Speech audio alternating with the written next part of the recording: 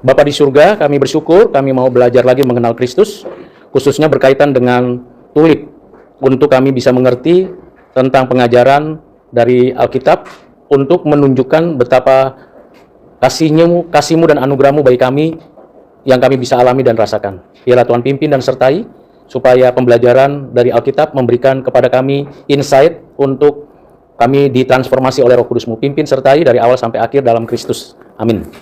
Surat Paulus kepada jemaat di Kolose, ayat 15 sampai dengan ayat yang ke-23. Ia adalah gambar Allah yang tidak kelihatan, yang sulung, lebih utama dari segala yang diciptakan.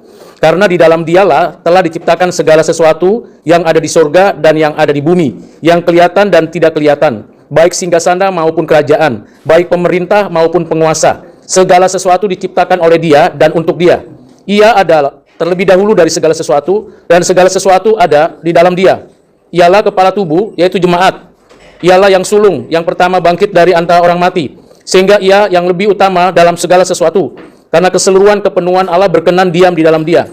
Oleh Dialah Ia memperdamaikan segala sesuatu dengan dirinya, baik yang ada di bumi maupun yang ada di surga. Sesudah Ia mengadakan pendamaian oleh darah salib Kristus, juga kamu dahulu hidup jauh dari Allah dan memusuhinya dalam hati dan pikiran seperti yang nyata dari perbuatanmu yang jahat. Sekarang diperdamaikannya di dalam tubuh jasmani Kristus oleh kematiannya untuk menempatkan kamu kudus dan tak bercelah dan tak bercacat di hadapannya. Sebab itu kamu harus bertekun dalam iman, tetap teguh dan tidak bergoncang, dan jangan mau digeser dari pengharapan Injil yang telah kamu dengar dan yang telah dikabarkan di seluruh alam di bawah langit, dan yang aku ini Paulus telah menjadi pelayannya. Jadi berbahagia kita yang menyimpan firman, mengerti dan melakukannya setiap hari. Pada bagian ini, Paulus kembali memberi penegasan seperti yang sudah dituliskan oleh Rasul Yohanes mengenai siapakah Yesus Kristus.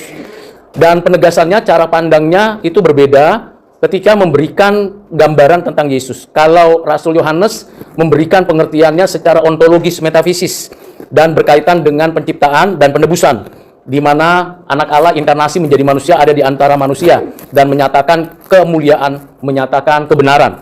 Tetapi Rasul Paulus memberikan gambaran yang sangat unik.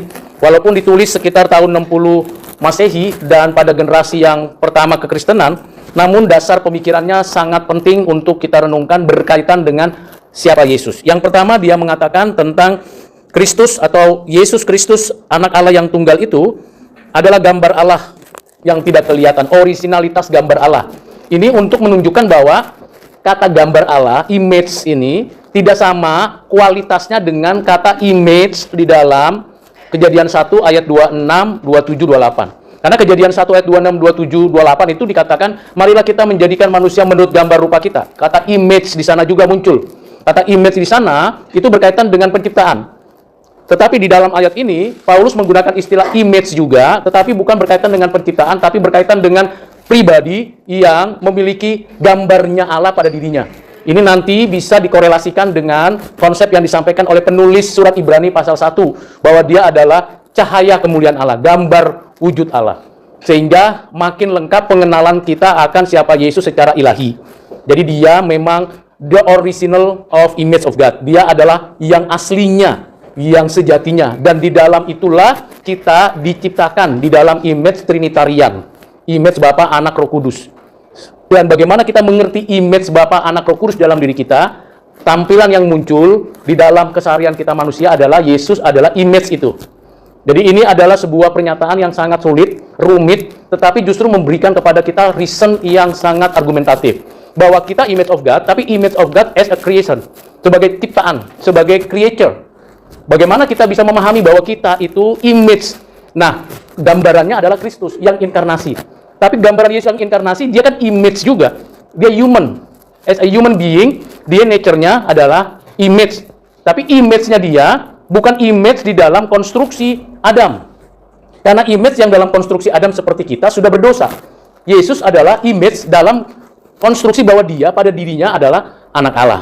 Nah, ini memang sedikit rumit, tetapi ini sebuah terobosan pada gereja mula-mula. Ditambah lagi dengan kita yang belajar dua pengertian yang tidak mudah mengenal Yesus adalah anak Allah yang ilahi. Tapi tidak berhenti di sana, dikaitkan dengan segala yang diciptakan. Jadi pendapat ini mesti perlu hati-hati karena nanti saksi Yehova sering mengatakan bahwa Yesus lihat ciptaan yang pertama.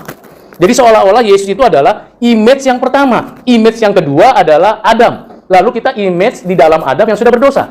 Jadi Yesus dianggap sebagai image, berarti ciptaan. Dia lupa kata image bukan berkaitan dalam konteks ini di dalam suatu keadaan ciptaan. Mengapa? Karena di ayat berikutnya itu memberikan gambaran. Karena di dalam dialah telah diciptakan. Begitu kita berhenti di dalam ayat 15, kita langsung memang punya batasan. Oh, berarti Yesus image. Adam itu image. Saya juga image. Tapi image-nya Adam bukan yang pertama. Image-nya Adam adalah yang kedua, bisa kalau dikatakan di ayat 15 saja. Nah, ini mesti hati-hati. Itu sebabnya membaca teks Alkitab mesti utuh, supaya kita tidak terjebak pada istilah yang deskripsinya tidak ada di dalam teks. Kalau kita buat seperti ini, oh, Yesus itu image yang sulung. Adam berarti image yang kedua. Kalau ada sulung kan berarti ada yang kedua. Kalau ada yang kedua, kemungkinan ada yang ketiga. Nah, kita adalah image-nya Adam. Adam yang sudah berdosa. Adam, image-nya Allah. Tapi sebelum Adam diciptakan, ada image yang lain. Kalau kita hanya berhenti di dalam surat Paulus Kolose 1 ayat 15. Tapi, yang membuat deskripsi itu beda adalah di ayat 16. Karena di dalam dialah telah diciptakan segala sesuatu. Wah, berarti image yang dimaksud different quality, different original dari maksud image of God dalam Kejadian pasal 1 ayat 26-27. Bisa nangkap pada bagian ini, memang perlu cermat mendengarkannya, memperhatikannya, supaya kita tidak terjebak dengan pertanyaan ini dari saksi Yehova dan dari non-Kristen yang lain. Sekali lagi, kenapa saya mengajak setiap kita memikirkan ini? Karena desakan, fakta, isu tentang kekristenan makin masif di dalam media sosial dan dalam percakapan sehari-hari. Kita harus punya kemantapan pengertian dari Alkitab.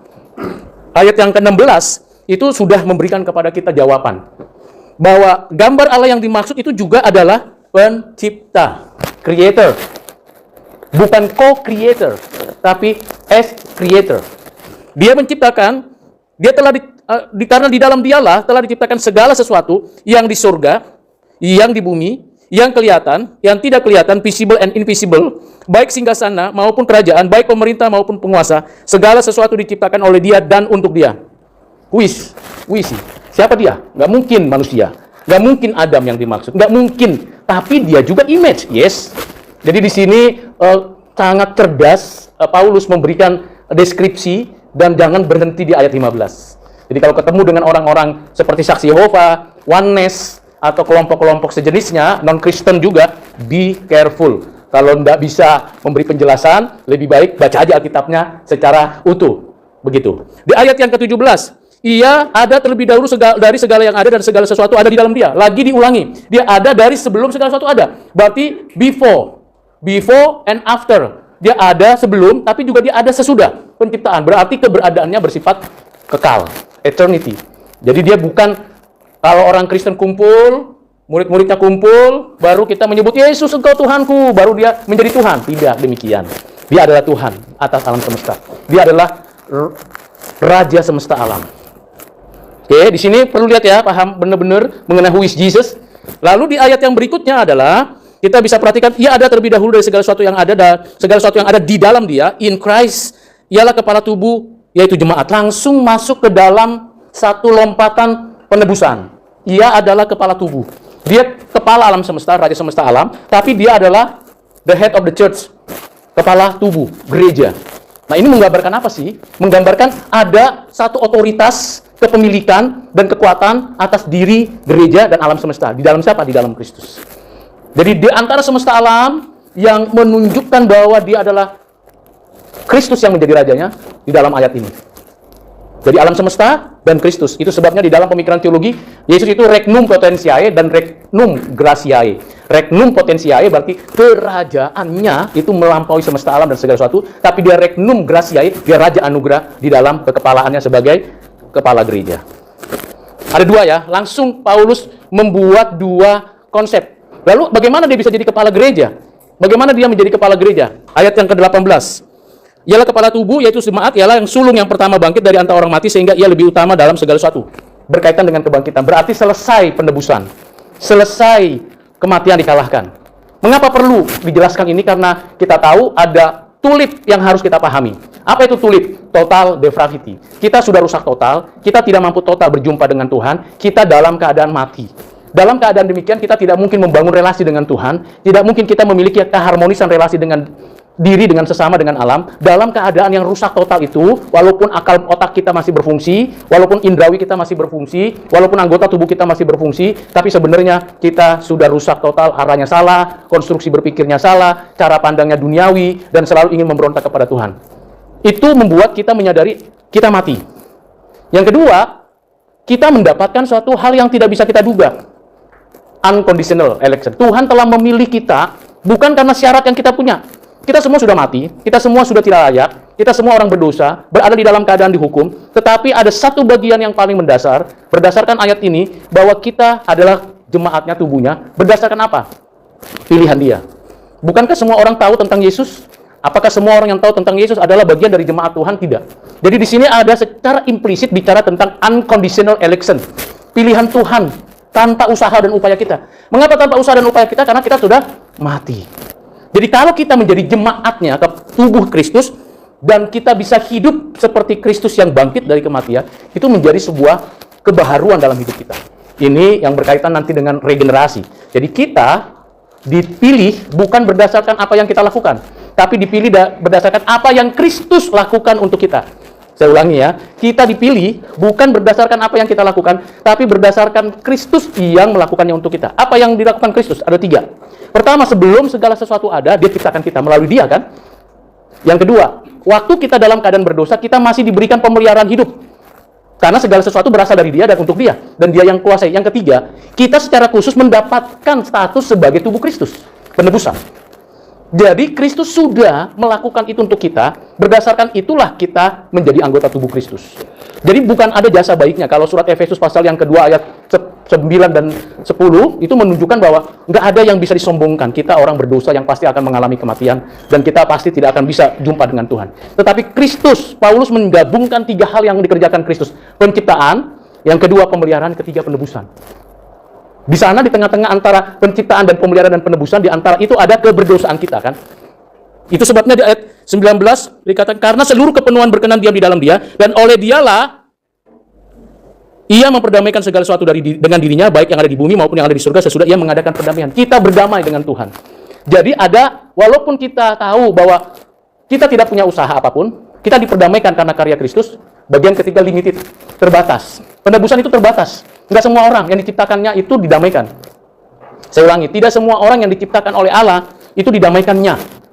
Sangat sombong kan kalau kita baca. Limited atonement. Emang faktanya, orang banyak kan tahu tentang Kristus yang sudah mati di atas kayu salib, bahkan dirayakan atau secara tidak sengaja atau sadar dibuat libur kan. Jumat Agung dibuat libur, hari Minggu dibuat hari Paskah. Itu kan national day, kita memang tahu itu hari raya orang Kristen. Suka nggak suka, seneng nggak suka, seneng nggak seneng, orang non-Kristen akan merayakan itu, atau mengingat itu, atau tahu seperti itu. Tetapi limited atonement, L, artinya apa? Terbatas. Kepada siapa? Kepada orang, hanya orang yang ditentukan dari semula. Mengapa dia bisa menentukan? Karena dia kreatornya. Kalau dia bukan kreatornya, apa Yesus menentukan dari semula? Yang ini selamatkan, yang ini tidak, yang ini selamatkan, yang ini tidak, yang ini selamatkan, yang ini tidak. Nggak ada haknya. Tapi karena dia creator, dan dia juga adalah sustainer, yang memelihara menjaga, dan dia juga adalah redeemer. Jadi, creator, sustainer, and redeemer. Who is Jesus? Jadi di sini, Paulus memberikan kepada kita kekuatan, iman, bahwa dia adalah my redeemer. Tapi limited, only for us. Siapa? Dia yang ada di dalam Kristus. Perseverance. Bagaimana kita memahami? Bagaimana kita memahami kalau kita sudah di dalam Kristus? Juga kamu dahulu hidup jauh dari Allah dan memusuhinya dalam hati dan pikiran seperti yang nyata dari perbuatan yang jahat. Ini kembali Paulus mengingatkan kita, remember your sins. Remember your sins. Ingat dosa-dosamu. Jangan belagu, kata bahasa Betawinya. Ingat kamu orang berdosa. Jangan sombong. Ini penting. Kadang-kadang kita yang sudah Kristen taken for granted, jadi merasa hyper grace jadinya. Ajaran hyper grace itu be careful benar-benar. Itu meremehkan dan melecehkan kekristenan karena dia sangat merendahkan anugerah Allah. Itu Paulus mengingatkan kita, ingat, kamu tuh orang berdosa. Jangan sombong. Tetapi, nah ini ayat 22 mesti dibaca. Sekarang, diperdamaikannya di dalam tubuh jasmani Kristus oleh kematiannya untuk menempatkan kamu kudus, tak bercela, dan tak bercacat. Bagaimana kita bisa menerima orang limited atonement, mengujinya, Saya diterima itu bagaimana? Irresistible of grace. Anugerah itu nggak bisa ditolak. Bisa ditunda. Anda dan saya bisa menunda keselamatan yang dianugerahkan Tuhan. Nanti aja lah, besok lah mungkin kalau masih kesempatan kan. Kalau sudah meninggal kan tidak ada istilah pertobatan lagi. Tapi kalau sudah masih ada kesempatan, ya puji Tuhan, kita bisa mengatakan, Tuhan, here I am. Saya mau datang kepadamu. Tapi bagaimana saya bisa sadar tahu bahwa saya adalah bagian dari limited assignment itu. Dan saya nggak bisa tolak. Karena irresistible of grace. Karena anugerah itu tidak bisa ditolak. Yang bisa menolak siapa? Nggak ada. Jadi kalau ada orang yang beragama, Kristen, quote and quote, tapi dia ternyata bisa pindah agama, bisa murtad, dan pindah ke keyakinan lain, nggak usah kaget, nggak usah heran. Mengapa? Karena memang bukan orang pilihan. Bukan orang yang menerima anugerah. Jadi dia beragama Kristen, punya jabatan gerejawi, tapi unbeliever sebenarnya di dalam hidupnya. Ada banyak. Saya nggak tahu di antara kalian, setia atau tidak, itu tergantung pada engkau orang pilihan apa tidak. Kesetiaan kita kan di dalam kesetiaan Tuhan. Karena saya mengatakan, I believe you, Jesus. Saya percaya kepadamu, credo kita akui. Pengakuan iman di hadapan Tuhan, dan jemaat kita mengakui. Tapi kalau saya bisa ucapkan dan dalam hati, itu anugerah. Bukan ritual keagamaan. Lalu di ayat 23, sebab itu kamu harus bertekun dalam iman. Ini perseverance of saint. Jadi bertekun. Mengapa saya bisa bertekun? Karena Tuhan setia di dalam keadaan kita apapun. Tuhan setia. Dalam kesetiaan Tuhanlah kita bisa punya kesetiaan. Jadi pembelajaran dari ayat ini, Tuhan memberikan kita pembelajaran bahwa siapa Yesus? Creator. Siapa Yesus? Sustainer. Siapa Yesus? My Redeemer. So, hanya itu enggak. Roh Kudus mengingatkan, yo orang berdosa, tapi ingat, kamu akan terus hidup suci, hidup kudus, dan kamu akan setia karena kesetiaan Allah. Bukan karena hebat kita. Saya umurnya udah 57. Saya bisa setia ikut Tuhan bukan karena saya hebat. Bukan karena saya sudah sekolah tinggi dan sudah belajar banyak hal. No. Karena kesetiaan Tuhan. Tuhan setia. Kalau Tuhan kasih cukup, selesai. Karena itu, kalau kita bisa bertekun, tetap teguh, nggak bergoncang, dan tetap berpengharapan kepada Kristus, disitulah perseverance of sin-nya kita bisa mengalami Tuhan dalam hidup kita. Jadi mengalami Tuhan dalam hidup kita not simple. Karena itu adalah perjalanan di padang gurun kita masing-masing. Padang gurun kita masing-masing macam-macam. Nggak bisa diungkap personal. Kita punya padang gurun masing-masing. Tapi dalam perjalanannya, kita akan mengatakan, Tuhan, please lead me. Day by day. Hari lepas hari, pimpin aku, Tuhan. In you. Only in you. Jadi nggak ada di sini kesombongan. Nggak ada di sini keangkuhan. Nggak ada merasa lebih suci dari orang lain. No. Saya tidak beda dengan orang dunia. Tapi yang membuat saya spesial, karena Tuhan yang menciptaku, Tuhan yang memeliharaku, Tuhan yang menebusku, dan Tuhan yang setia untuk memelihara hidup. Itu namanya Immanuel. Jadi tulipnya clear and clean di dalam surat Kolose 1 ayat 15. Kiranya dengan penjelasan ini, refleksinya apa? Sederhana. Refleksinya, tiap-tiap kita menyadari, who am I? Sadar nggak bahwa kita ciptaan? Sadar nggak bahwa kita itu dipelihara Tuhan? Sadarkah kita sudah ditebusnya? Sadar nggak kita bisa ada sampai sekarang dan bisa memuji Tuhan, bisa mengatakan singing glory praise the Lord? Itu karena kesetiaan Tuhan. Yang kedua, refleksinya apa yang harus kulakukan? Apakah hanya begini-begini saja hidupku? Tuhan ubahku, perbaikiku, supaya hidup kudus layak berkenan di hatimu. Sampai akhir hidupku, in the end of my life. Mungkin 70 tahun, 100 tahun, tapi nggak mungkinlah 1000 tahun kita hidup. Memang ada puisi Khairul Anwar yang sangat terkenal, aku mau hidup 1000 tahun lagi. 70 tahun aja udah susah hidupnya. Anda lihat, banyak orang yang sakit usia 70 tahun ke atas sudah sakit-sakit semua. Nggak perlu terlalu panjang. Kalau kasih panjang, puji Tuhan, dan mau setia. Ku setia karena engkau setia padaku. Itu perseverance of sin. Apa komitmen saya? Ya tentu, saya mau lakukan sedikit by step, tapi setia. Setia tiap hari baca 2 pasal dari mulai hari ini. Setiap hari setia untuk baca banyak buku pengetahuan yang ada di perpus, yang ada di Google. Setiap hari setia untuk punya karya-karya yang sangat spektakuler. Setiap hari. Nggak tunggu besok, nggak tunggu teman, nggak tunggu dosen mengatur, nggak tunggu siapa-siapa, tapi saya mau setia. Day by day.